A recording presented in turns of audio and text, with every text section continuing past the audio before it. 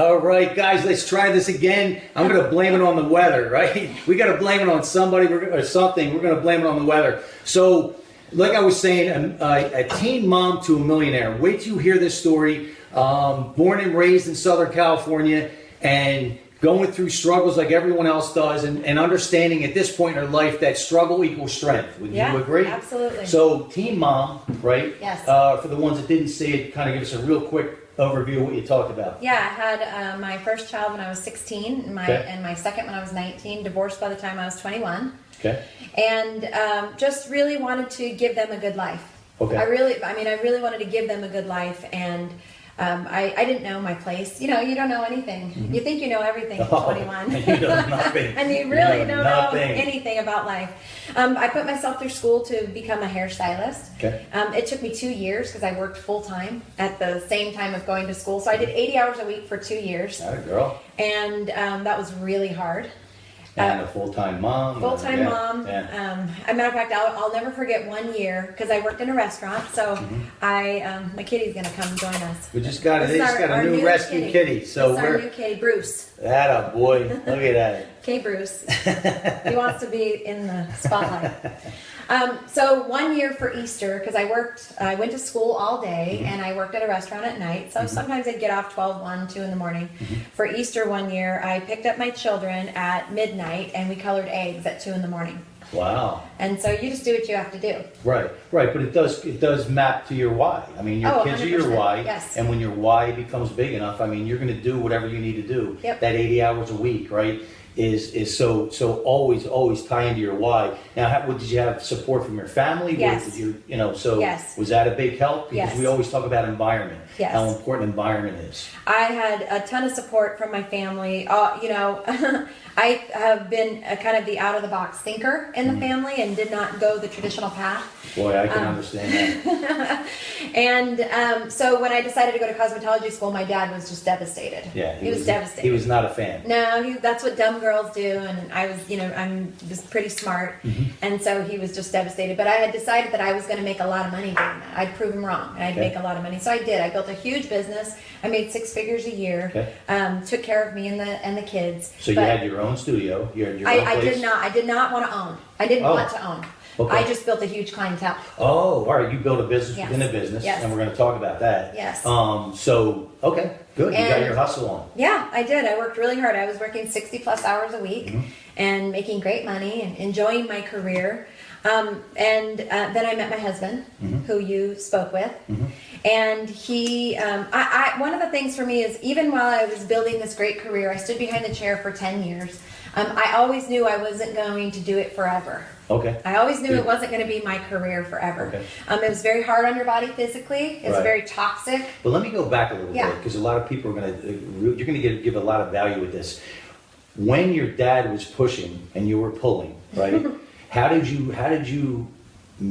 get through that? What helped you? Because really what he's saying is this is really not the direction for you, and a lot of people, a lot of kids or young adults kind of crumble, right? And they say, okay, I'm going to go in this direction because that's what my parents want me to do. What was it, the proving them wrong that got you through? What made you follow your inner GPS? Well, it was never an option not to for me. I didn't really care what anybody thought. Okay. I mean, I'll be honest. I didn't care that he thought it was a bad idea. But see, that's awesome, because I'll tell you why. Because I talk about fear barriers, right? The fear of the unknown, the fear of the darkness, the fear of failure, the fear of success. Guess what they all map to? They all map to 2 fears, and when you can conquer these 2 fears, you've got the golden key, I believe, and it's the fear of change and the fear of what other people think. Yeah. And you were able to conquer that fear of what other people think right from the get-go. I was kind of the same way, but not most people. We're in a minority. Yes. Most people are so afraid and let what other people think. And I always say, as long as your intention is pure and you're real, all you're going to do, they're going to make opinions. Yeah. And they do anyway. Judgment, because we're human. Either way, just make sure they're accurate. Yeah. I always tell people, people are talking about you anyway. You might as well give them something good. That's right. That's right? Yeah. Yeah, exactly. Make them accurate. They're already talking. Might as well give. We lost Marion. I just want to get her back on the phone real quick. So, That's a huge thing, though. That if someone could get in your head how you were able to do that, do you even know, or is it just something you felt? I've thought about it, because in my business now we deal with a lot of people trying to overcome fears and break out of their comfort zone. But I think for me, because I had my kids so young and I looked young, I looked young anyway, and then I was young. Okay. People were they already had opinions about me, and I had to develop a thick skin and not care what people thought about me back then as a teenager. I mean, that's like...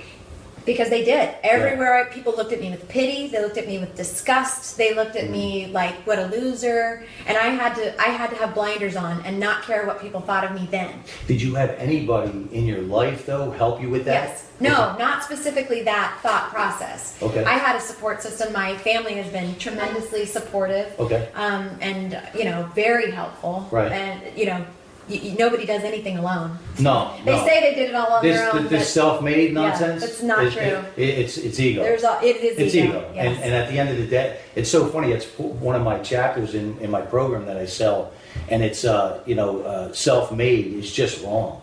It's just completely wrong. It's not true. I mean, you don't get anywhere alone. No. Ever. No. So I had a huge support system, but I don't know. I just hadn't.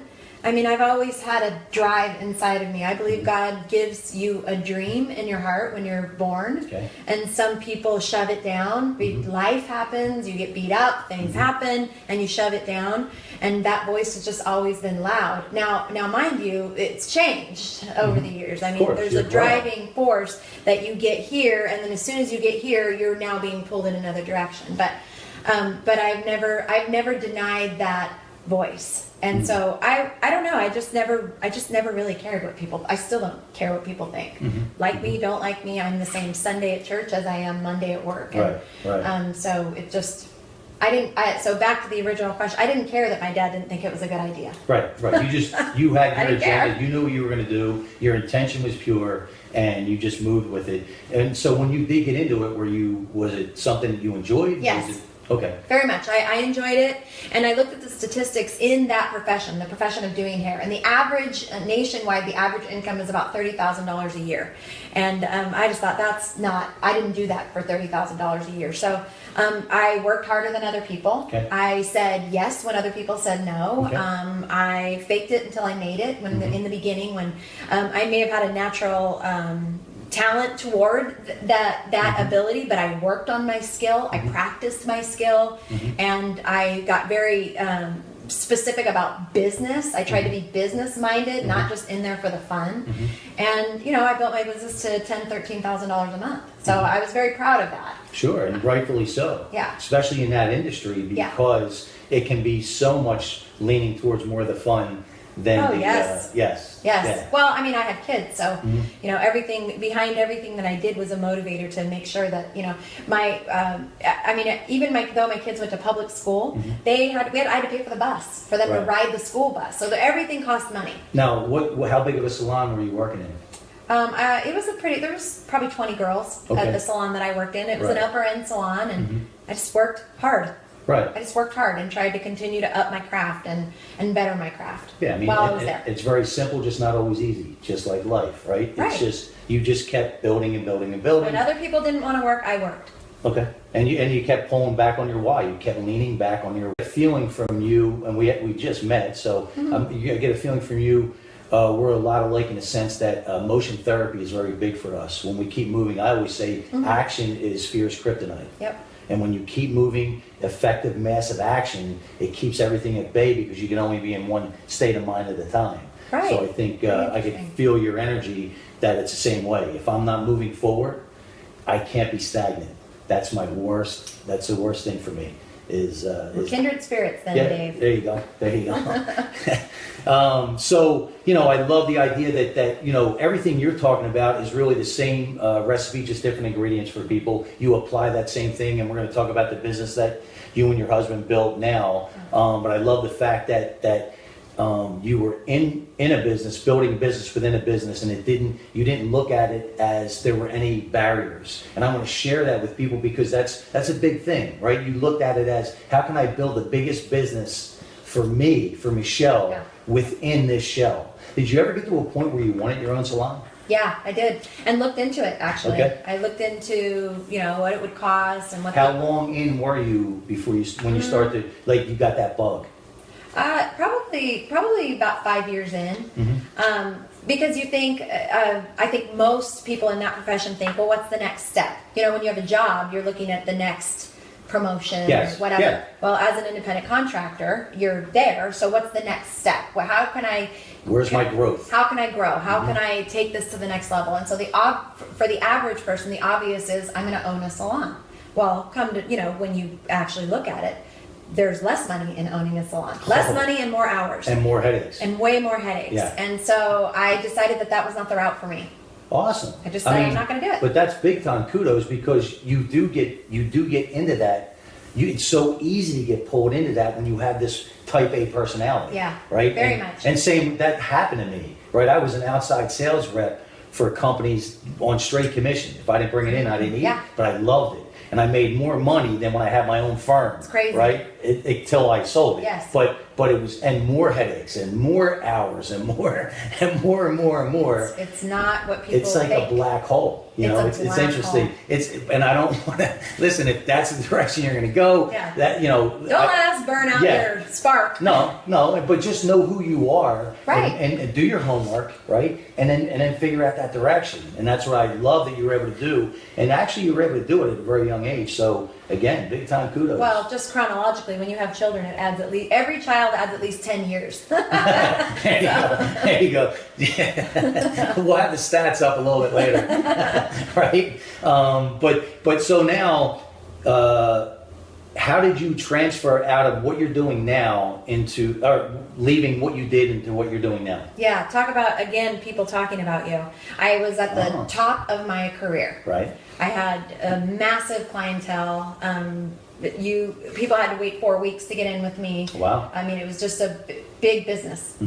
Now, did you just do hair? Did you do makeup? I did hair, makeup. I did hair extensions. It's kind of specialized in that, which was at the time very lucrative part. And I did the upper end of everything. Whatever part of the profession I was in, I went upper end. I was not like trying to just a different level. Yeah.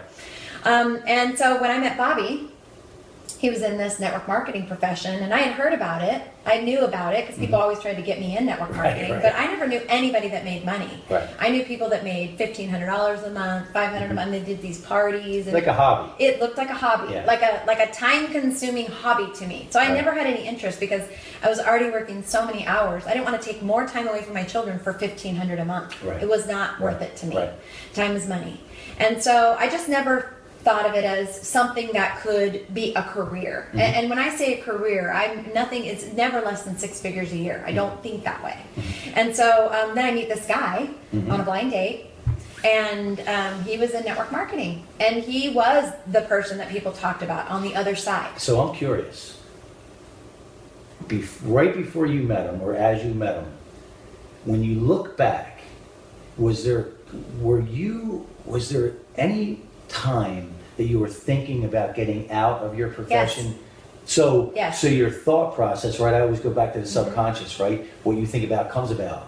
So how far before you met Bobby were you starting to say, you know what else can I do, or whatever it is that you told yourself? Because this is interesting. This is cool. I like this. Well, it was probably right around the time that I met him that I really started thinking about ownership.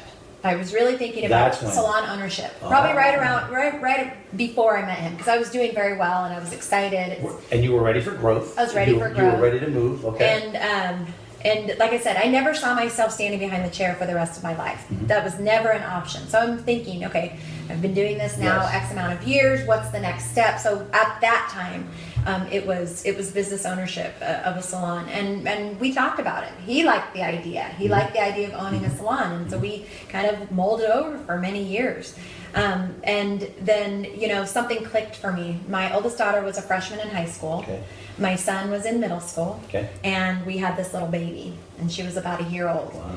And it was like literally a switch. And I said, I just had this feeling of overwhelm and basically panic. The days the months on the calendar were turning like pages of a book. time was just going. And I thought, if I don't do something now, my children are going to grow up and move out, and I'll never know them, and they won't know me. Just because of the hours and the grind. It just, right. You're just doing life. Yeah. You're just doing life. Everybody's doing this life, and they're running from here to there. So this little baby was that aha moment. Well, really, it was everything combined. Her for sure, because she had to go to daycare, and I was a teen mom, so my kids didn't go to daycare. I didn't have a job or career. It was kind of the last straw. It was the last straw. My daughter played basketball and softball her freshman year. I didn't get to go to one softball game, and I got to go to one basketball game. My son was in middle school, and anybody that's ever had children in middle school, they're weird. They freak out in middle school. Everything was. But my husband Bobby owned a mortgage company at the time. Okay. We passed each other in the halls. It was just everything. Everything came together. It was like something has to change quickly. Quickly. So I had a belief in network marketing because of Bobby. I had a friend who'd been trying to get me into network marketing, and that girl, after a year and a half, was making $13,000 a month in her business. So, but Bobby was in the network marketing while he had his mortgage company. I don't think he was networking at the time, but he had. He either owned a business or was networking. So I'd seen that it was possible. So this girl, who I didn't think was that intelligent. Nice girl, friend of mine, but I didn't think she was super intelligent, knew nothing about business. I thought, if this girl in a year and a half can do that, certainly I can, because I have him. Right. And me. Right. So you start to build that belief. Yeah. So what I love about this is the thought started to manifest, right? But the greatest thing about this is you didn't get bogged down with the how, right? The why was big enough. You're just going to keep moving forward. Figure the how out. Well, it starts to figure itself out, right? As you take that next step. And I always say action is magical, right? Yes. Because the people and the circumstances start to come into your life to make it happen. And there's things in your life that happen that the greatest Hollywood screenwriters couldn't write. Right. Because you kept taking that action. But it all started with that thought process and not letting yourself get bogged down with, oh my God, the how. Oh my God. Okay. Or stuck in one direction where it has to be the salon. It has to be the salon. And people not flexible. Right. And not listening to yourself and to your energy. Well, that's ego, and what's don't you around think? It's ego. Well, like, I think this is the path I'm but going. let's go deeper. No, it's fear. See, it all starts with fear. Ego is fear. Cockiness is fear. A bully is fear. It all comes back to fear and insecurity and having such a low self-image. And everything I talk about maps to the same thing. It's a self-image. You can build it up, you can tear it down, but you cannot outperform it. Right? So as that gets... Now, let me ask you this, since we're talking about that. How did you feel your self-image started to build once you started to move in this new direction, or did it? Network marketing? So people thought I was just freaking crazy. Well, they thought I was But that's crazy. when you know you're moving in the right direction. And I would, I worked these crazy hours at the salon. I would sometimes come home and make this crappy dinner for the family and then leave. But sometimes I didn't come home after work because I'd just go straight to doing presentations. And I would sit in people's homes and I'd say, I want to tell you why I'm here. And I would cry. Because I said, why am I here with you instead of being home with my family that I don't even see? And I told them why I was doing it. And I was telling them, but I was telling me every time. Yes. Every time. Confirming. And my original goal was just to make enough to cut my hours in half. That was the original goal. So that I could just be home. Okay. But I learned very quickly that that was a much too small of a goal. And within 6 months, I retired completely. It was a small goal, but understand, it got you going, right? And it was a believable goal at that point. Yes. So let me at least take that next step, because that $1 million a month, I'm just throwing a number out there, is going to be so overwhelming, and more importantly, it's just not going to be believable to people, right? To most people, yes. Yeah, at that point, right? You've never been in the business. Yeah. So to get that next step, I think it's so important that you took that you said, okay, let me just chunk this down. Yeah. Let me just chunk this down. And again, we're breaking down your story because it's the same recipe, just different ingredients. Yeah. So now you're moving forward. When do you start to see success? When do you start to see? Okay. Quickly. And it was about probably 90 days in that I realized that I was going to be able to, 90 days it's in that I realized this is what I was made for. Okay, you found your... This is what I was made for, because in the salon I could affect change on people, because they'd come in all down and they'd leave all happy, but then it was over. Right. They'd sleep on their hair. And the next morning they wanted me again. The makeup's running, right? So it was a very, and I love that I had an impact, but it was it was another thing that drove me. I wanted to have more impact. Not just this, it seemed shallow to me. Inside. And everybody, everybody loves their hairdresser, especially when you find a good one. You love her. Me too. Your girl's good. Never a bad hairdresser. But I always felt in my heart that what I was doing was shallow. It had no impact. I wanted to affect change and transformation for people from the inside. Well, I think too is you outgrew it, right?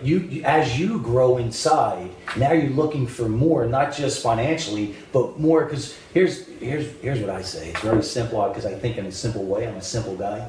Is happiness is fulfillment. Success is living life on your terms. When you can combine them for whatever that is for you, you got the golden egg. You got the golden ticket. Yeah. And I think my thought process would be, you're growing, right? So now the people and the circumstances either follow you with your vibration or they fall away. Yep. But either way, it's not your job. You just keep moving forward. So I think you just outgrew it.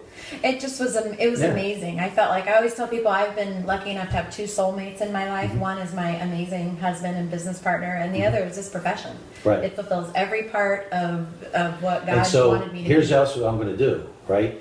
I'm not going to let you get away with that. See, it's not luck. And you make your own luck. And this woman took the action, the massive, effective action, to have those people come into her life and have those circumstances come into her life. And then when they do, become that person for that next level to get even more. And then get, so again, I'm not going to let you get away with it. It's not luck. And I think you know that it's really about owning it, taking that action, and knowing, right, that things are going to start to fall into place if you don't get focused so much on the how, and it moves you back. Would you agree? I totally agree. And you said something earlier, people are afraid of what people think, and they're afraid of failure. I have never, to me, that doesn't exist. I've tried many things, and many of them didn't work, and it didn't feel like a failure to me. It just felt like, okay, next. But you learn, as long as you learn something from it, right, which creates wisdom. And you can have all the knowledge in the world, but wisdom trumps it all, I believe. Yeah. Because it comes from the real. It comes from really doing it. And I also believe that the fear of failure for most people still maps that fear of what other people think. Yeah. So when we don't care about what other people think, right, then that fear of failure just doesn't exist. But there's so many people that it does. So that's what I'm really liking about your story.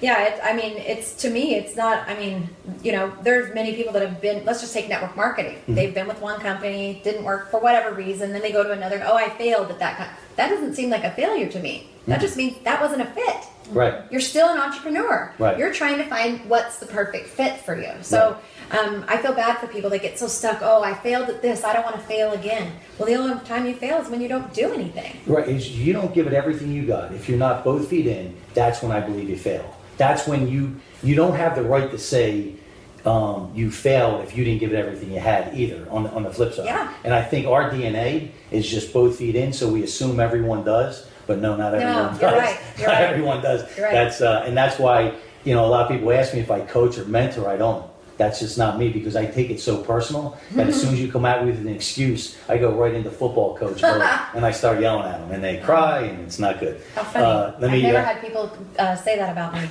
Okay, there you go. I'm just kidding. Let me see if I can get Marion back on the phone, because we had people jump on. It looks like they... How funny. Personality of get it done. There's no time for the excuses. Hey, Marion, so we lost you. Are you able to see the feed? Yeah, Okay. that's the thing. Okay, we had some people jump on. Yeah, Jennifer Hall Goodwin was the first. Okay. Jennifer, thank you. Do we have any comments? Yeah, good for you. There you go. Good. Thanks. There you go. Good. Awesome. Anybody else? Joseph Aquillo. Hey, Joey Giggles from New York. Going, awesome stuff. Awesome. Thank you Ian White. for... All right, kid down in Miami. Thanks, Kenyon. Appreciate it. Okay. Keenan says be constant, not a variable. And then Kelby Dixon. Mm-hmm. She goes, what's up, Kelly? Loving this. What's up, Big Dave? All right, feeling the love. What's up, homie? Yeah, she has quite a few little comments on Okay. here. Awesome. I knew they were going to love this story. And then Chris Ripka says, this is great. Great podcast, Chris has. I was just on his podcast last week. Another guy, real raw and live. Love it. And we got Richard and Jessica McCarthy. Motion creates emotion. Oh, there you go. Yeah, he's up here in Temecula area, has his own nutrition business. Very, very good. So you're in the network marketing. You're starting to see success. Now what? There's a lot of now whats. I will just say that it's certain. Anybody that I have ever known, myself and Bobby certainly included, it has not been from glory to glory. That's for sure. So break that down. I mean, I think people just expect in general that, you know, if you're on the path you're supposed to be on, that it's supposed to just be this smooth path. Yeah. And I think that is something false, and that stops a ton of people.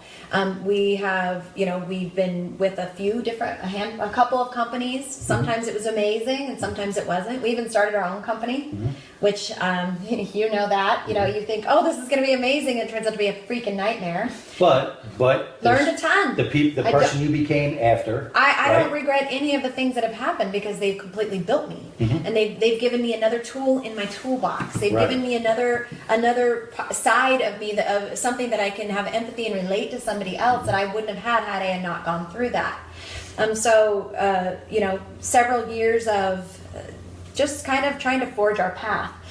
Started our company that ended in a blaze of glory for us. And so when we came to the company that we're with now, we had no income. We were battered and bruised. We had moved to Florida for another company who broke a contract the day we got there, sold literally 80% of our furniture, had to come back home, started this company. We're just starting to kind of get on our feet, and then rug gets pulled.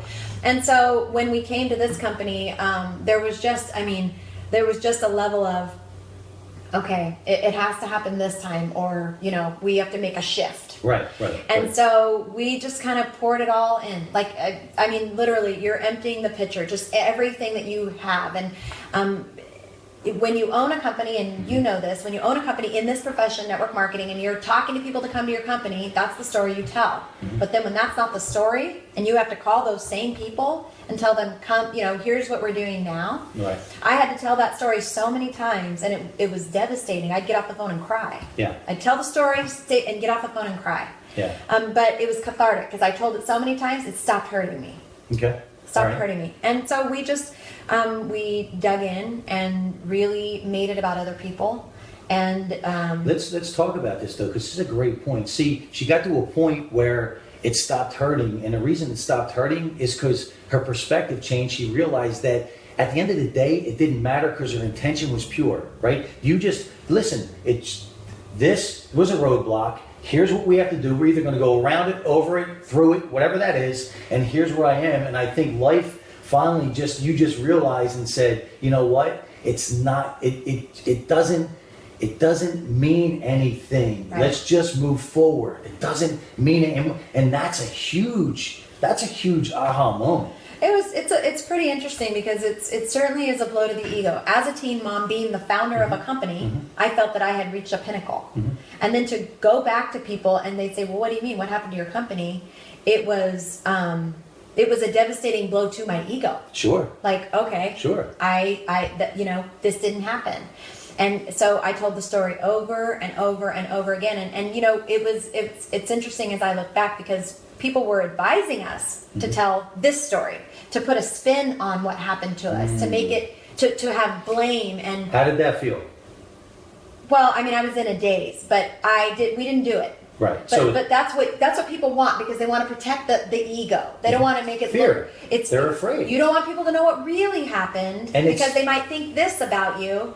But we didn't take that. We just told them, here's what happened. Right. This is what happened to us. Right. And here's where we're starting. Back at the bottom. But no shame. But not only that, you become bulletproof. Now you can move forward, right? And it's such a clear way. When I do my keynotes and I tell them that left back in the 2nd grade, diagnosed with ADD, set out learning disorder, never graduated high school, sitting in a jail cell looking at 8 to 10 years if things don't go my way. After that keynote, I'll have people come up. I did one in La Jolla about a month and a half ago. People come up that you would never, ever, ever in a million years think, man, they can relate. Yeah. You know, they can relate. People are starving for real. And, you know, we call it the dip, right? When you're speaking, you've got to share that dip. As long as you're going to bring them back out of that dip, share that dip and wear those scars with pride, because that's who you are. Well, I say this a lot, but your truth sets other people free. People say 100. The truth will set you free, yes, but your truth sets other people free, which is why it's so important to share your story for real. Love it. Ugly, love it. Messy.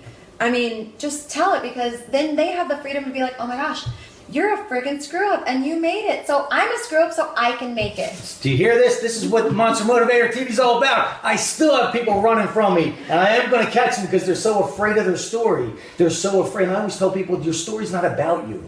Right. Your story, you made it through to now share, and it's an obligation to give that back because you made it. And guess what? If we live a full life, you know, there's still going to be a lot of things coming at us. There's still going to be a lot of growth. There's still going to be never ends. Yeah, never ends. But that's part of the journey. You know, that's part of the fun.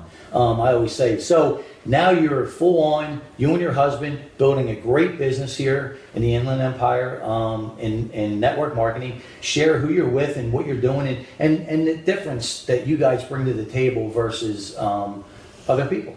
Well, I certainly don't think we're better than anybody else. So we came to Isogenics just over 4 years ago. I'm very passionate about nutrition. Very passionate about it, and have studied it for years. I've actually taken a course right now, another course. But we both had a physical transformation and really made fitness a major part of our lives. Clean eating, fitness, and Isogenics all together.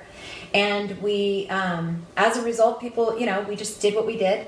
And we've been able to build a business of almost 20,000 people, and earned we have earned over $1 million, and we did that in less than 4 years.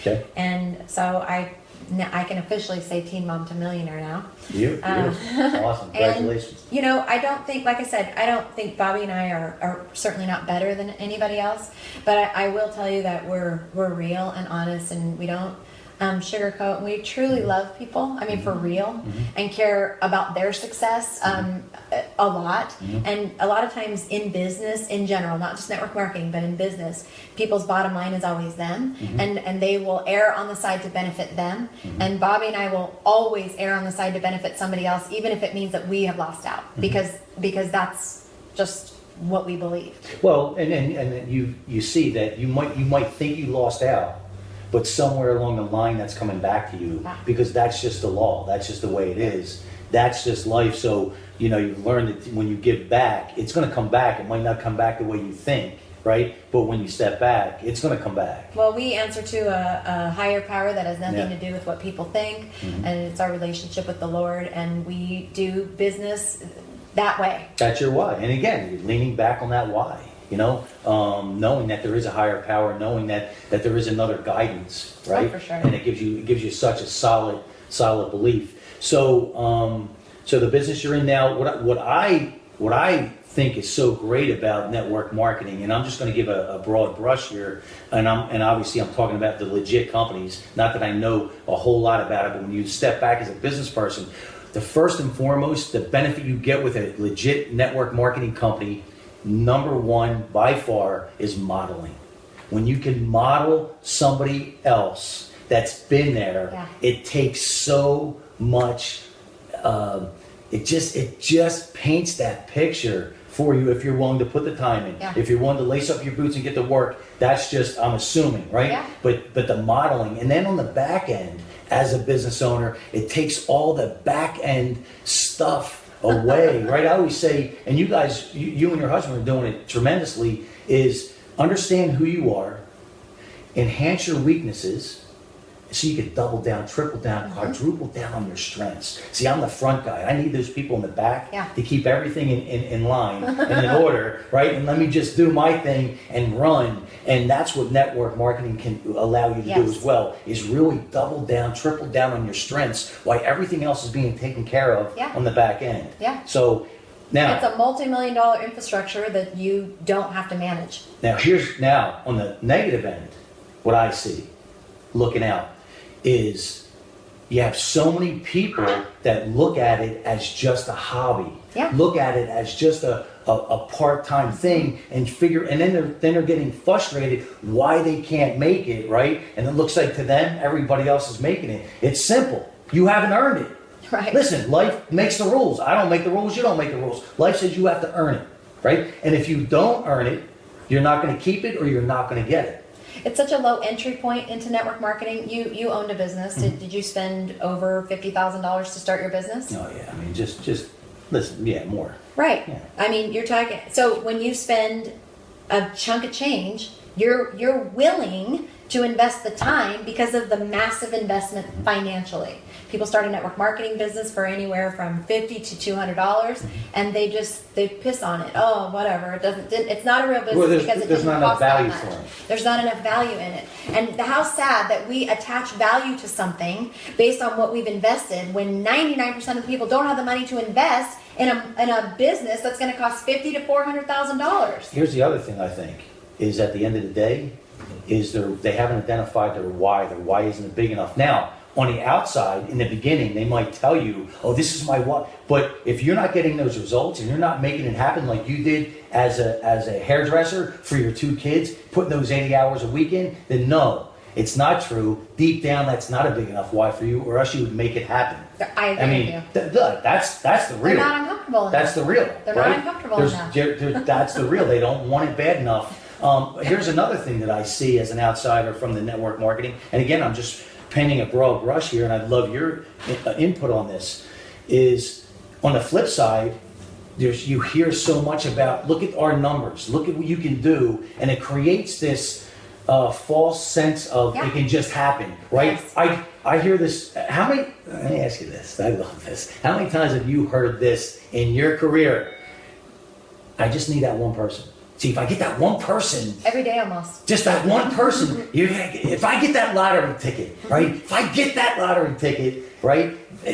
Just that one person is going to make everything change, and we're going to own our own island down in the Fiji. Yeah. Right. So you might have to talk to 300 or 500 or 1,000 to find the one, though. And they go talk to 2. One of the 2 wasn't the one, and now it doesn't work. Right. And not only that, right? Instead of looking at it as just that one, just hit those, those singles, those doubles, instead of trying to hit that. Everyone that gets to the Hall of Fame, they're not hitting the Grand Slam. They're hitting the singles and the doubles. That's how you build your business, right? And then it starts to unfold if you're willing to earn it. People have a completely different expectation of network marketing. If you were going to school right now, Dave, because you wanted to be a doctor, you would have the expectation that it's going to take you 10 years of schooling before you can even be an official doctor to go out and make money. Right. Okay, so nobody expects you, like 1 month out of your 10 years of school, to be making money or whatever. In network marketing, if people aren't making $10,000 a month in 6 months, they think, oh, it doesn't work. But how long were you at your job? Are you making $10,000 a month at your job? There is there's sweat equity. You gotta earn it. You gotta earn it. And Bobby always talks about this. When you start a job, typically a 40-hour-a-week job, you do 2 weeks minimum of training. So 80 hours that you are being trained by the trainer before you can go out and do the job. How many people spend 80 hours in their network marketing business getting trained before? None. They go on one call for 30 minutes and they go out and it doesn't happen, and now it doesn't work. Yeah, or they move on to something else or whatever that is, right? And you see it over and over and over. It's a totally different expectation with this profession than every other profession. And I think it's a combination, to be honest with you. I think it's the person, but it's also how that it's presented. And there's a lot of companies out there that present it in this get rich quick thing. And that's just not real. And I think that's where so much frustration tied in with the person. For sure. Tied in with the and this is just talking about legitimate companies. Obviously, there's other ones out there, but that's how I see it. So I love the fact that you can model the best of the best, doing what they're doing. They're there already. Now you can model them, and the back end, all the nonsense is taken care of. So you could just build your company, and ultimately, when you have that combination, you know what that does, right? It takes all the excuses away. So you can only look in the mirror if things aren't working out. Yeah. If you're doing what you're supposed to do, Right. if you're doing what your mentors are telling you what to do, and I love that. I love that it crushes the excuses. It's an amazing profession when all the pieces of the puzzle are there. Right company, products that are legitimate and work. Good upline that's going to support you and cares about you, and the connection for you. Right. I don't believe in sales. Right. I would not be representing this company if I didn't. If you opened our cabinet, you'd see more isogenics than Sure. food, Yeah, regular food. And so for me, it's just about really that has to be congruent. And so that's another missing ingredient for people. They see lights and flash, but really, what the product isn't congruent with who they are. Right. So when all the things come together, and you're ready, you're willing, it's magical. Yeah, and your why is big enough, right? And you're going to be able to lean on that. Before we jump off, is there anything that you want to share that I didn't talk about? I would just say for people that are listening, just the fear of failure thing. It's fake. That doesn't exist. There's no such thing. It's a false thing in your head that that the enemy would have you believe, so that you will not go after your God-given purpose and dream. And I just say, just drown it out. Drown out all voices. the outside noise, right? And surround yourself with those right people. And that's what it for anybody who doesn't know, just in case, the upline just means modeling, it means mentoring, it means people that are already there where you want to be. That's what the upline means, just so you're clear. And again, if you want to get into a business, you want to start your own business, I say look into network marketing, figure out what works for you, what clicks, right? Because so many things are already done. Now you can just focus on building that business if it's for you. And you'll know right away. You'll know right away. And I'm sure you know when people come in, you'll know right away whether they're going to make it, whether they're not. I know there's some people that surprise you, but for the most part, you could just tell. You can. Well, there certainly are some key things that let you know that when somebody's really ready. But here's another great thing before we end about network marketing. You can just be a great customer.